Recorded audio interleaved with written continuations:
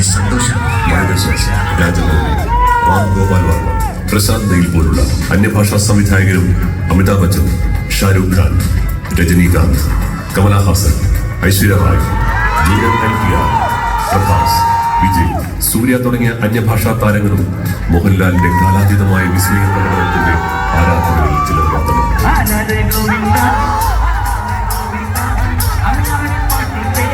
ലോകമെമ്പാടുമുള്ള പല തലമുറകളിൽപ്പെട്ട മലയാളികൾക്ക് ഓണം പോലെ, ക്രിസ്തുമസ് പോലെ, പെരുന്നാൾ പോലെയുള്ള ഒരു ആഘോഷമാണ് മോഹൻലാൽ.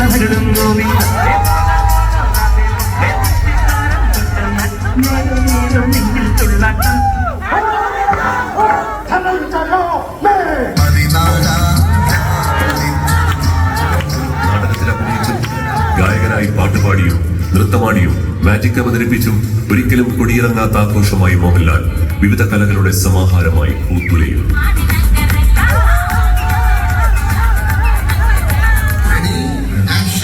മലയാളം, തമിഴ്, തെലുങ്ക്, കന്നഡ, ഹിന്ദി ഭാഷകളിലെ 325-ലേറെ സിനിമകളുടെ അനുഭവ സാന്ദ്രതയുമായി മോഹൻലാൽ എന്ന അഭിനയേന്ദ്രജാലം ബറോസ് എന്ന സിനിമയിലൂടെ സംവിധായകന്റെ കിരീടമണിയുകയാണ്.